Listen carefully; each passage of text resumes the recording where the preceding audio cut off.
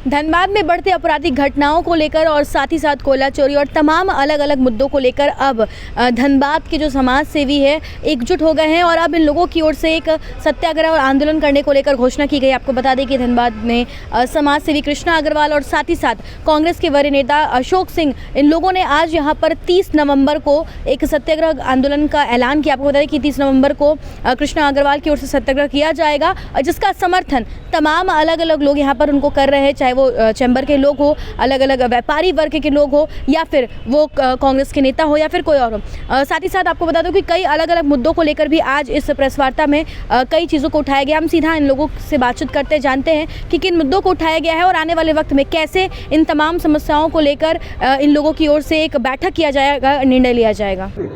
आज का प्रेस वार्ता का मुख्य उद्देश्य ये है कि धनबाद में गिरती विधि व्यवस्था, ध्वस्त विधि व्यवस्था, बेलगाम कानून, आपराधिक गतिविधि लगातार बढ़ रही है। तो कई दिनों से यहाँ के लोग व्यवसायी वर्ग हैं, लगातार उन पर हमला हो रहा है, लगातार उन लोगों को रंगदारी से रिलेटेड फ़ोन कॉल्स आ रहे हैं और नहीं देने पे गोली भी मारी जा रही है। और गोली मारने के बाद 1 घंटे के बाद फिर पुनः पर्चा जारी हो जाता है। जो पिछले बार हम लोगों ने देखा, दीपक अग्रवाल नामक जो कार सेंटर के व्यवसायी थे, उनको गोली लगी और लगभग 15-20 मिनट के बाद एक नया पर्चा जारी हो गया कि ये तो अभी टेलर है, पिक्चर अभी बाकी है। उसके बाद से लगातार व्यापारी दहशत में है। बैंक मोड़ जैसे इलाका जो रात 10 बजे तक गुलजार रहता था, आज 8 बजे बंद होना शुरू हो गया। जो व्यवसायी कॉलर टाइट करके, सीना तान करके अपने व्यापार को में बैठते थे, काउंटर में बैठते थे, आज वो दुबक गए।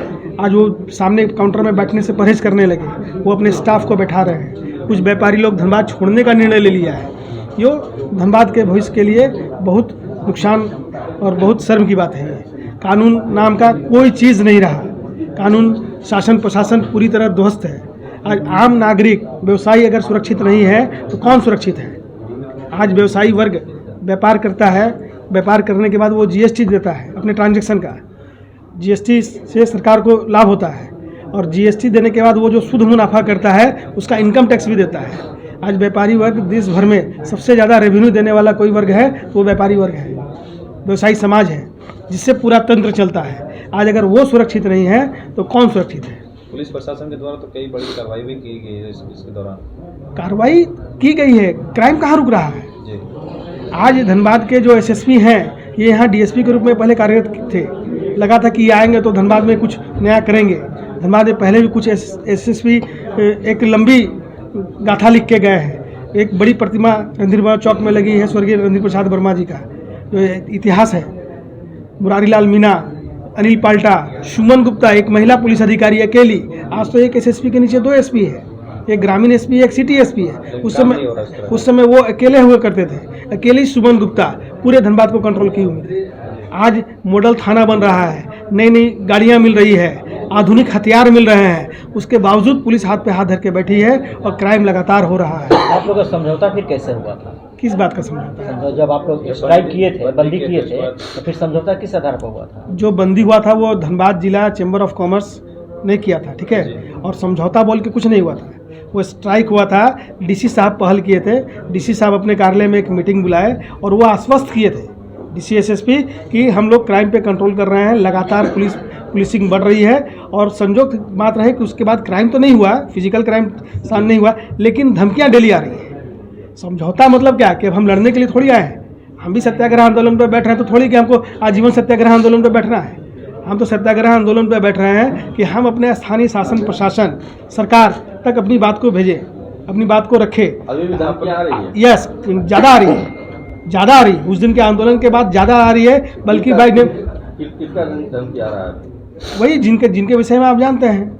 कोई प्रिंस खान के नाम पे धमकी दे रहा है, कोई मेजर खान के नाम पे धमकी दे रहा है, कोई और किसी खान के नाम पे धमकी दे रहा है। एक बात कही थी, जनपद दिल्ली जो है यहाँ मुखरों की आवाज़ नहीं उठाती। यस, पहले डुल्लू महतो जो बागमरा विधायक वो उठाते थे, अब सामने राज सिन्हा भी आया है, इस बात को उठा रहा है, क्या कहेंगे? देखिए, इसमें ऐसा है ना कि मैं भी भारतीय जनता पार्टी का कार्यकर्ता रहा हूँ और 26 सालों से लगातार अपनी सेवा भारतीय जनता पार्टी में अलग अलग दायित्वों में दिया हूँ, पंचायत से लेकर के राज्य तक। मैं अपने इस्तीफे में भी लिखा था कि मैं चुनाव के महत्वपूर्ण जिम्मेवारी में भी रहा हूँ। झरिया ग्रामीण 266 बूथ का प्रभारी मैं 4 विधायकों का रहा, 2 बार सांसद महोदय का भी रहा।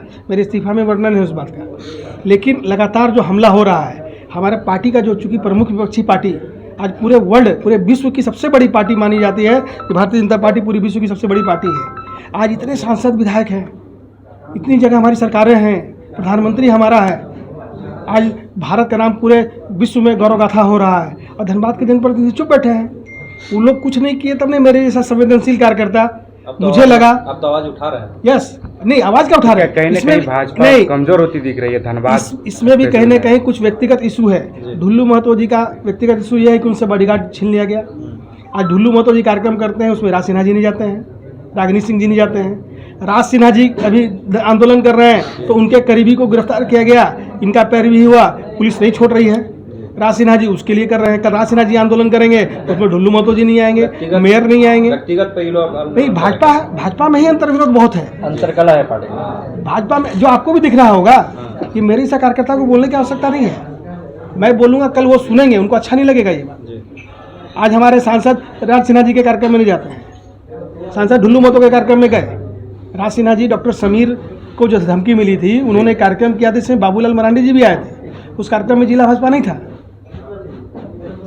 तब ये सब बोलने की आवश्यकता नहीं है, ये समझने की आवश्यकता है। राज्य सरकार तक मामला पहुंचा दिया, क्या पीएमओ में कभी आपने सूचना दी इस बात को? नहीं, ये काम मेरा नहीं है, ये आंदोलन सामाजिक कार्यकर्ता। यस मैं बता रहा हूँ, यस मैं भाजपा से भी जुड़ा हूँ। आज मैं जो भी कर रहा हूँ ये मैं व्यक्तिगत निर्णय लेके किया।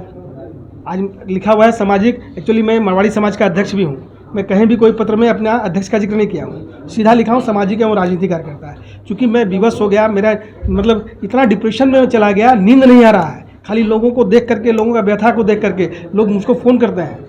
आज जो व्यवसायी हैं, कुछ हमारे समाज के भी व्यवसायी हैं, वो लोग मेरे पास फ़ोन करते हैं कि भैया ऐसा हो रहा है, भैया ऐसा हो रहा है, और हम एकदम हाथ पे हाथ धर के बैठे हैं, कुछ करने की स्थिति में नहीं है। और जिन रेशियो क्या है धनबाद में व्यवसायियों को धमकी आने का? पहले की अपेक्षा कितना प्रतिशत ये धमकी बढ़ी है? 200% बढ़ गया है पहले के बनिशत। पहले अगर मध्यम और मध्यम से ऊपर के लोगों को आता था, और अब तो ये आंदोलन करने के बाद मध्यम और उसके नीचे के लोगों को आने लगा धमकी, जो काफ़ी चिंता का विषय है। अच्छा, पुलिस ने कुछ लोगों को सुरक्षा भी मुहैया कराई है बॉडीगार्ड के रूप में। कितने लोगों को पुलिस सुरक्षा देगी?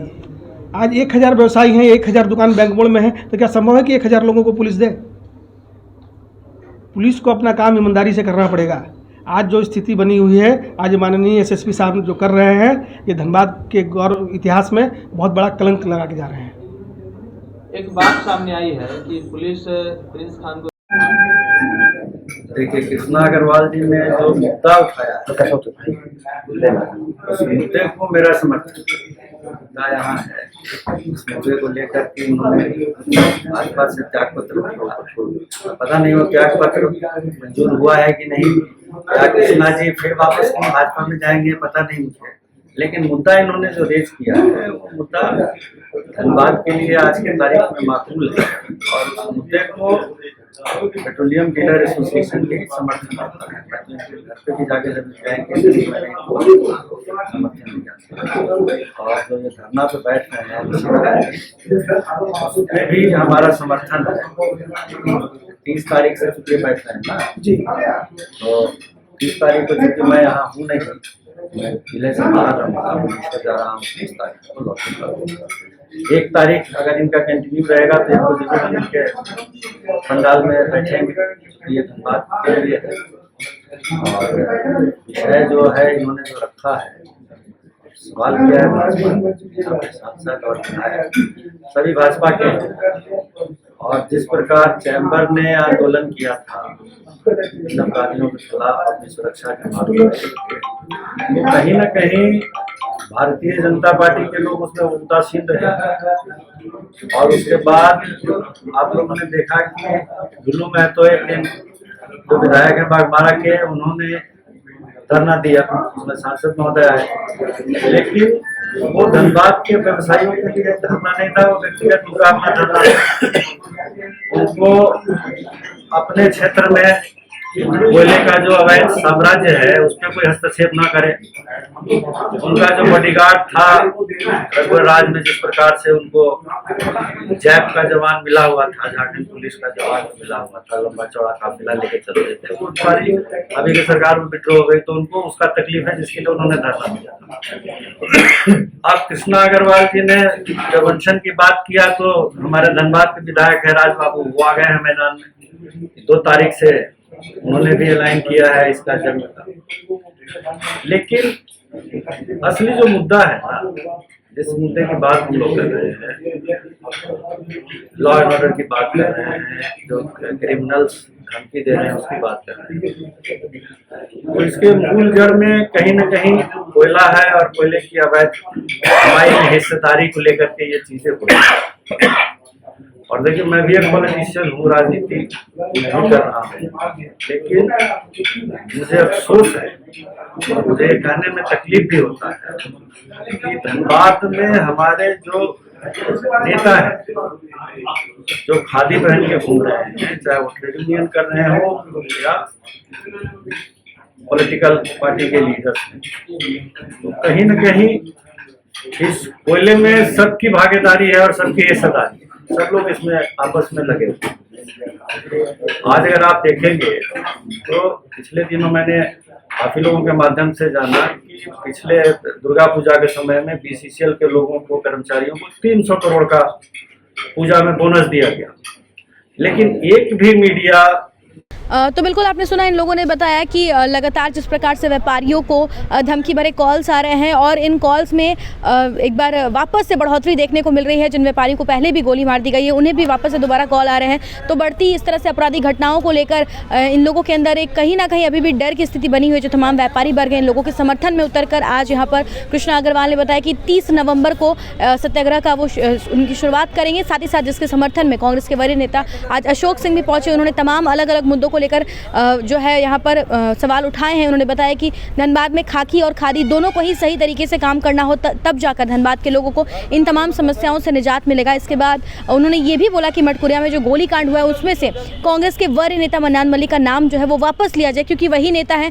जो धनबाद के विकास में लगातार काम करे। और अगर उन लोगों के साथ ऐसा होगा तो फिर आखिर धनबाद की जनता आखिर किसके पास जाएगी। साथ ही साथ धनबाद को IT क्षेत्र बनाने को लेकर भी, IT हब बनाने को लेकर भी उन्होंने सवाल उठाया कि आखिर क्यों यहाँ से जो अच्छे स्टूडेंट्स हैं, जो अच्छे कर्मचारी हो सकते हैं, वो बाहर पलायन की ओर भाग रहे हैं। तो ज़रूरत है कि इन तमाम मुद्दों पर एक सही फैसला लिया जाए, ताकि आने वाले समय में धनबाद के लोगों के सामने जो छोटी मोटी समस्याएं हो रही, साथ ही जो बड़ी समस्याएं हो रही है, उससे यहाँ के लोगों को निजात मिल सके। इस तरह के तमाम अपडेट्स हम आप तक पहुँचाते रहेंगे।